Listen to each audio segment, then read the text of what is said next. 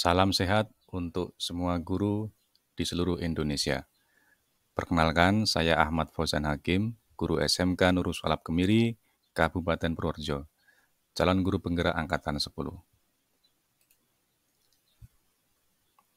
Pada kesempatan kali ini, saya akan memaparkan hasil diskusi Ruang Kolaborasi Modul 1.4 tentang Budaya Positif. Kelompok kami beranggotakan Bapak Lukman Bratakusuma, saya Ahmad Fauzan Hakim, dan Ibu Gama Setioningsi. Ada 4 kasus dalam presentasi ini, yaitu kasus pertama, tentang menangani ketidakpatuhan di kelas. Berikut ini kasusnya.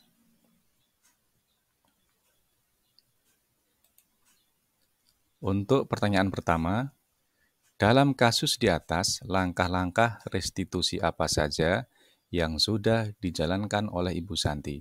Ada 3 langkah restitusi. Yang pertama, menstabilkan identitas. Ada pada paragraf kedua, yaitu Vivi dan Natali sempat ragu-ragu dan membela diri, namun pada akhirnya mengatakan akan meminta maaf. Untuk langkah kedua, validasi tindakan yang salah. Ibu Santi menanggapi bahwa tindakan itu boleh saja dilakukan bila mereka sungguh-sungguh ingin meminta maaf. Langkah restitusi ketiga, menanyakan keyakinan. Ibu Santi menanyakan kembali apa yang mereka bisa lakukan untuk menggantikan rasa tidak dihormati Ibu Santi. Baik Vivi maupun Natali mengakui bahwa perilaku mereka tidak sesuai dengan keyakinan kelas. Ibu Santi melanjutkan kembali apa yang akan mereka lakukan untuk memperbaiki masalah. Apakah ada gagasan? Untuk pertanyaan kedua, menurut Anda, apakah restitusi yang diusulkan Vivi dan Natali sudah sesuai dengan pelanggaran yang telah dibuat? Apakah langkah-langkah restitusi yang telah diusulkan mereka? Ya, sudah sesuai.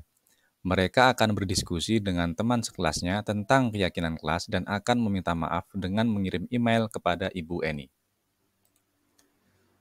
Pertanyaan ketiga, dalam kasus di atas, posisi apakah yang telah diambil oleh Ibu Eni dalam menangani Vivi dan Natali? Jelaskan jawaban Anda.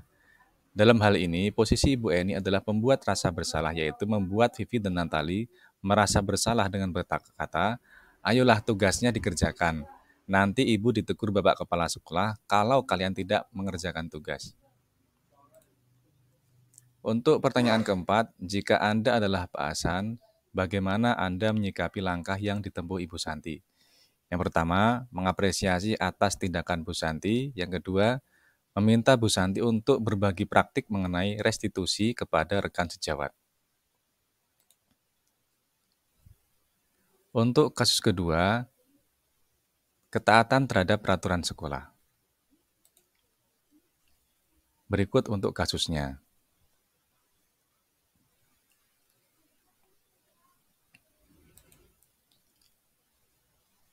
Pertanyaan pertama untuk kasus 2, dalam kasus di atas, sikap posisi apakah yang diambil oleh Bapak Lukman? Jelaskan apakah indikatornya. Posisi Pak Lukman adalah sebagai penghukum, pembuat merasa bersalah, dan sebagai pemantau. Pak Lukman tetap bersikeras pada peraturan yang berlaku dan mengatakan, ya sudah, kamu sudah melanggar peraturan sekolah, kamu salah. Sudah terlambat, salah pula warna sepatunya. Segera buka sepatumu kalau tidak bisa mengenakan warna sepatu sesuai peraturan. Pertanyaan kedua, bila Bapak Lukman mengambil posisi manajer, apa yang akan dikatakannya? Pertanyaan-pertanyaan seperti apakah yang akan diajukan ke Sabrina? Jelaskan. Sabrina, apa yang membuatmu terburu-buru dan membuatmu salah memilih sepatu hari ini? Atau bisa juga bagaimana strategi kamu ke depannya agar tidak terburu-buru? Pertanyaan ketiga, kira-kira bila Anda adalah kepala sekolah di sekolah tersebut, nilai kebajikan apa yang ingin dituju oleh peraturan harus berwarna hitam? Sikap disiplin positif yang seharusnya ditanamkan oleh Pak Lukman. Sebagai guru yaitu mengarahkan Sabrina untuk menaati peraturan sekolah dengan motivasi intrinsik. Keputusan yang diambil oleh Pak Lukman dengan memberikan hukuman fisik tersebut hanya akan menimbulkan efek negatif seperti rasa malu pada diri anak sehingga ia akan punya kenangan yang buruk dengan bapak tersebut. Untuk kasus kedua, pertanyaan keempat, bagaimana Anda menyikapi langkah yang diambil Pak Lukman mengenai kasus tersebut? Memberi masukan kepada Pak Lukman bahwa tindakannya tidak tepat, karena dapat menyakiti perasaan siswa dan bisa menyebabkan efek negatif dalam jangka panjang pada siswa, seperti dendam. Untuk kasus ketiga, yaitu menghadapi ketidakfokusan siswa di kelas. Berikut untuk kasusnya.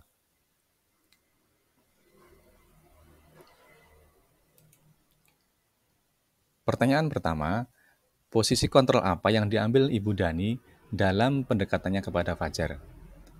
Posisinya adalah sebagai pembuat rasa bersalah. Gimana kamu Fajar? Kamu tidak kasihan sama ibu ya? Ibu sudah capek-capek mengajarkan kamu. Tidak kasihan sama ibu. Untuk pertanyaan kedua, membaca sikap Fajar, kira-kira kebutuhan apa yang diperlukan oleh Fajar? Yang diperlukan Fajar yaitu kebutuhan akan kebebasan.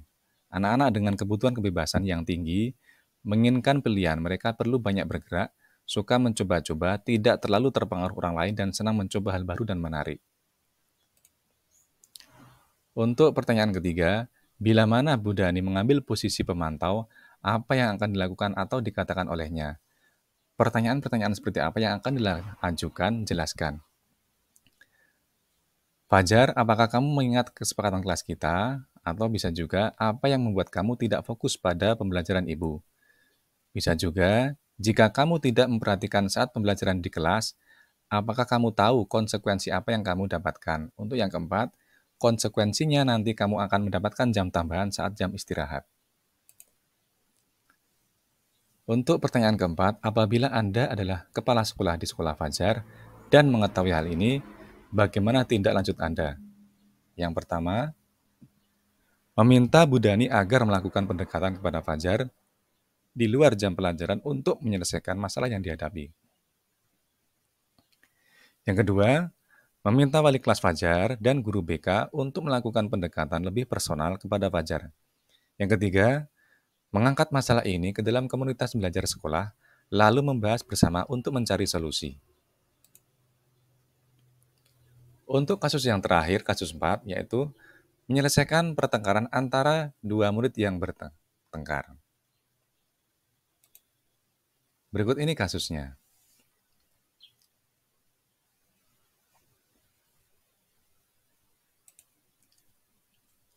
Untuk pertanyaan pertama, posisi kontrol apa yang telah dipraktikkan oleh kepala sekolah Bu Suti?